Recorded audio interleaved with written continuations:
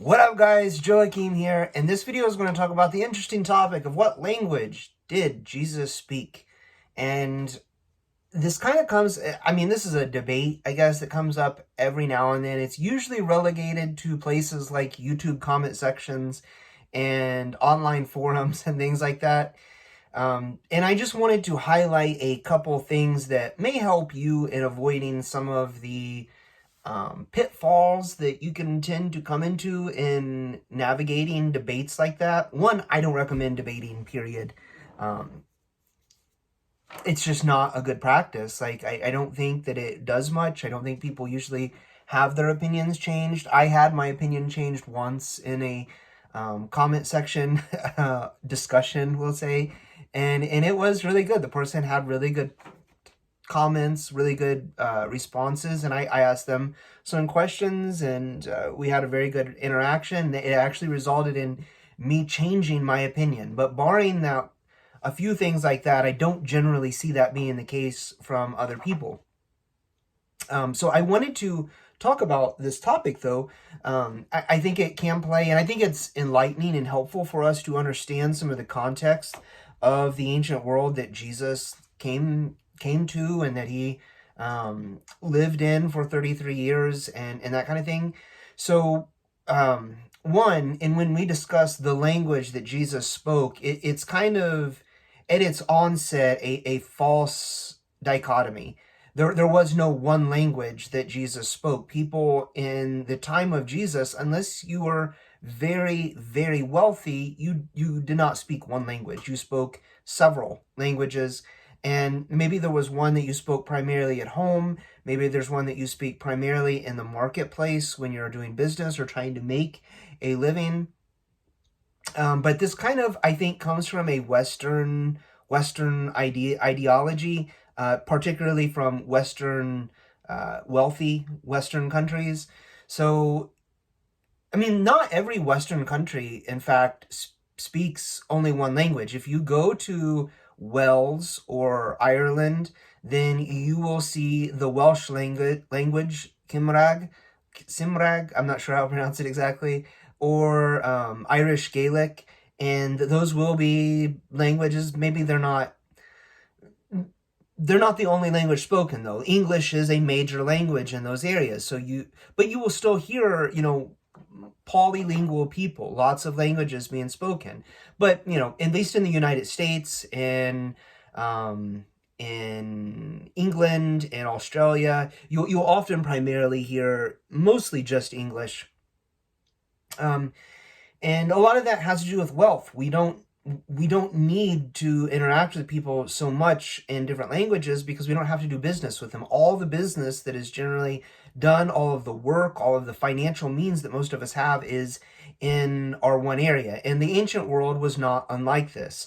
If you were very wealthy, like the Sadducees, they may have actually only spoken Hebrew because they were the ruling priesthood.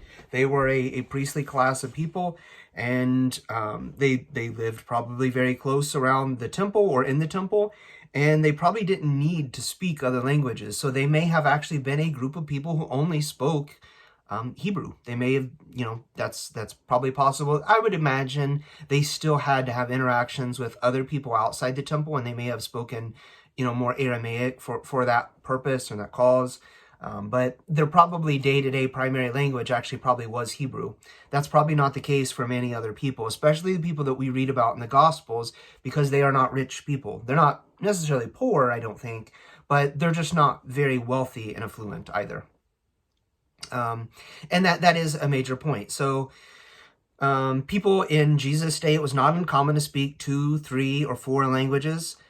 Aramaic seems to have been the most commonly spoken language, at least among people that we see in the New Testament. And I wrote down some examples of why that is. Obviously, when they write the New Testament, it's written in Koine Greek. So Greek, obviously, you can't deny that Greek was a major language at the time, that Jewish communities frequently spoke Greek. That's why we have the Septuagint. Well, that's not why we have it.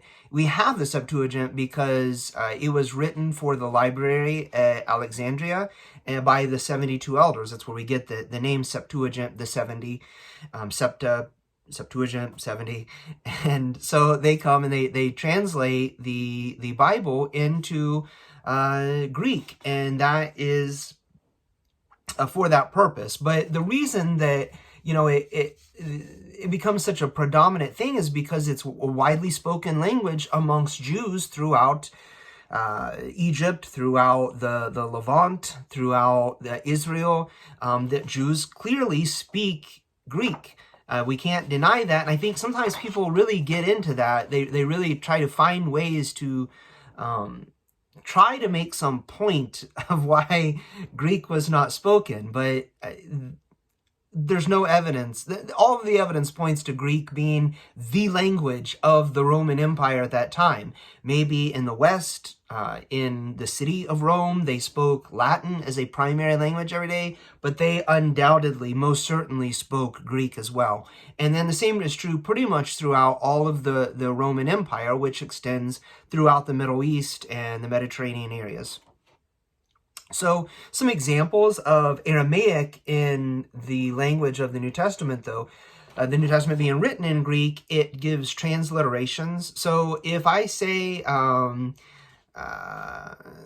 Joachim, I am Joachim, or Ime Joachim, or Ego, I have, I don't know, whatever. If I say those words in our language, well, in Greek, they're not written in the Latin script that we use in English. So to put them, I would have to make letters that make those sounds in English, even though that's not the same language. And the language, Greek, that those things are said in, they don't use the same script as our English language. So, it would be called a transliteration then. I am transliterating those sounds for you. So we have that in the New Testament. In Greek, they transliterate Aramaic words. So there's no instance of this happening in Hebrew in the Gospels.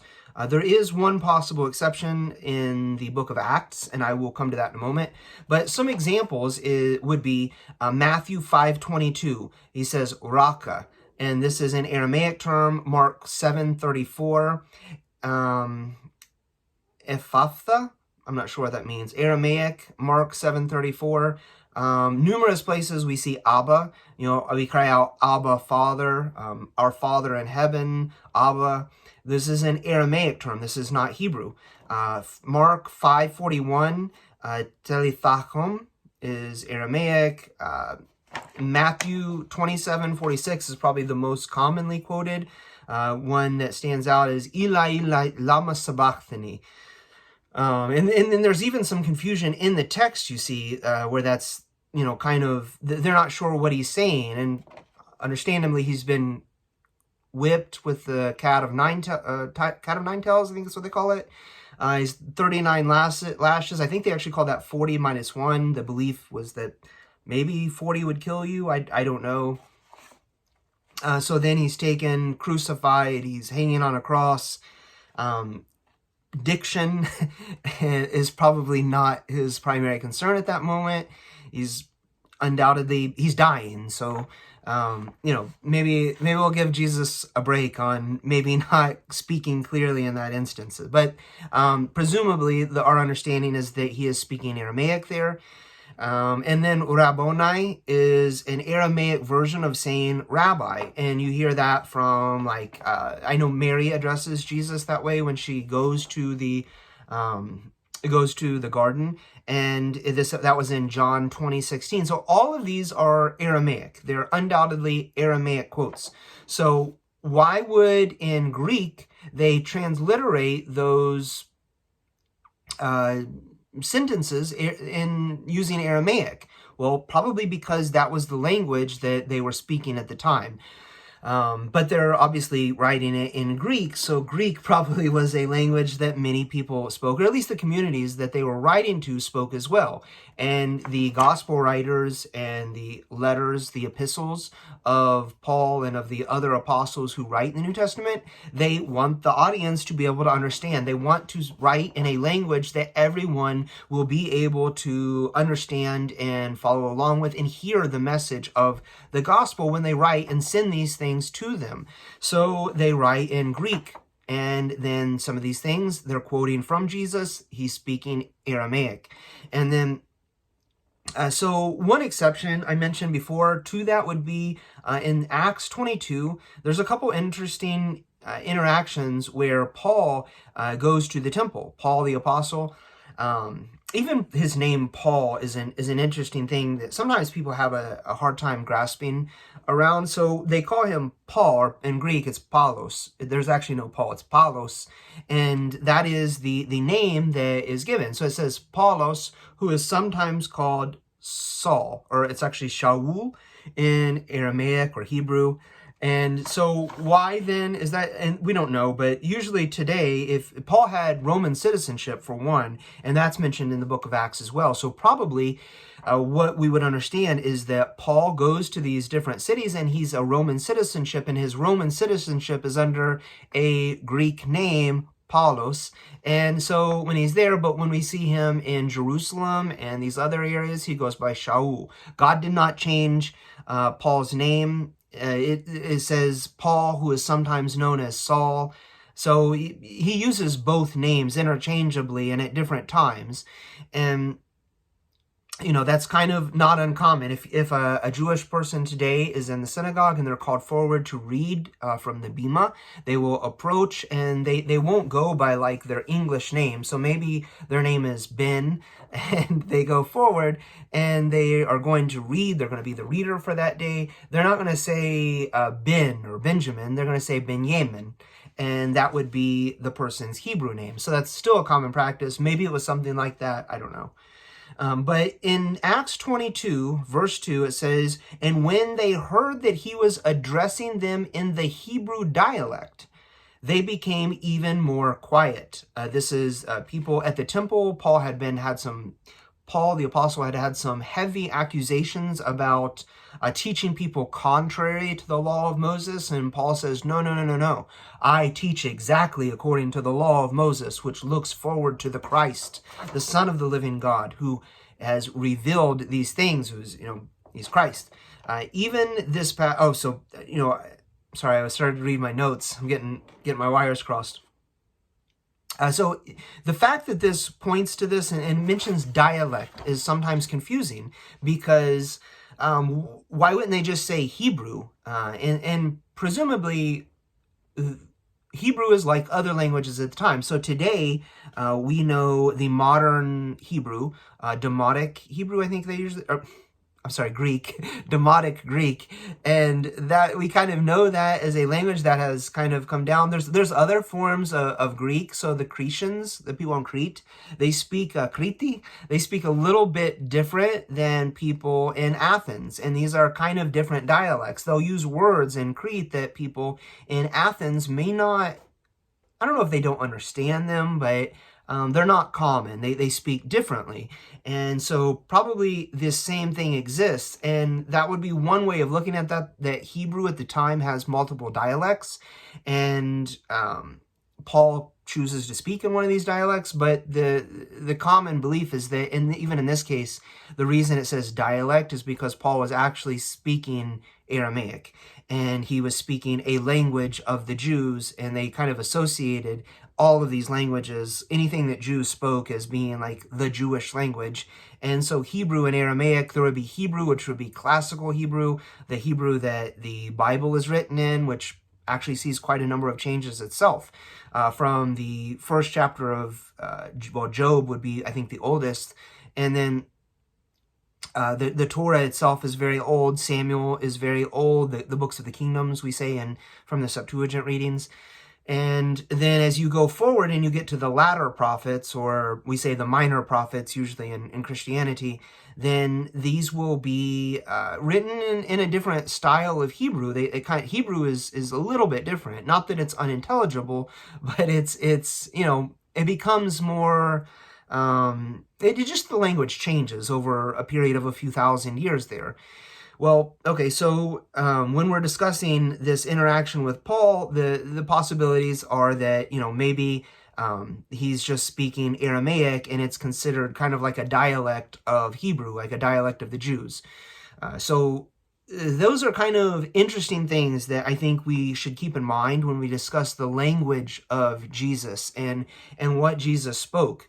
You know, popular languages that many people spoke at the time would have been Greek as the number one, what most widely spoken language. It would have been like English of its day. So today, many people speak English throughout the world, which makes it a very good international language. But if you are an English speaker and that's your primary language, then sometimes it's debilitating because you don't have much incentive to learn those other languages. But so Greek would have been that in the days of Jesus, but then Greek, Aramaic, Hebrew around the temple. So usually people look back at the Old Testament and they say, oh, it's written, one of the original language was Hebrew. So, the Jews must have spoken Hebrew. Well, the Jews is kind of a wide category. You can't just say the Jews and expect it to unanimously describe a people that traverses numerous countries. The Jews in Jesus' day spoke every language because they were in every country, and they didn't all speak the same ones. Even in the book of Acts, we read that the Hellenistic Jews were there and they understood what was being said on the day of Pentecost when tongues of fire came and they were filled with the Holy Spirit and began to speak in other tongues. This is the return of the Holy Tongue. It's prophesied in Isaiah that the Holy Tongue. Usually people, like particularly rabbis, will interpret this as the return of Hebrew. It happened. It already happened 2,000 years ago. The Holy Tongue already came back, and it was a reference to Babel when the languages were dispersed. And it's not the language that they were speaking, it's that you speak in any language and people will understand you. And that's what happens on the day of Pentecost in the book of Acts when that occurs. But we see these Hellenistic Jews, and they probably spoke Greek, we would assume, because the term Hellenistic, they're Hellenized, they're Greek. And so that's a good indicator for what that probably means. And yeah, I kind of lost my train of thought there for a moment. I apologize. So anyways, Latin and Aramaic, obviously, as I discussed throughout this video, would have been other kind of major languages spoken at the time. And that's about it. I don't really have anything else to say on the topic. If you guys have any other questions, comments, things to add that I probably didn't think of or that didn't know, then please, by all means, feel free to comment in the comment section below and tell me what you thought. Take it easy, and I will talk to you in a video coming very soon.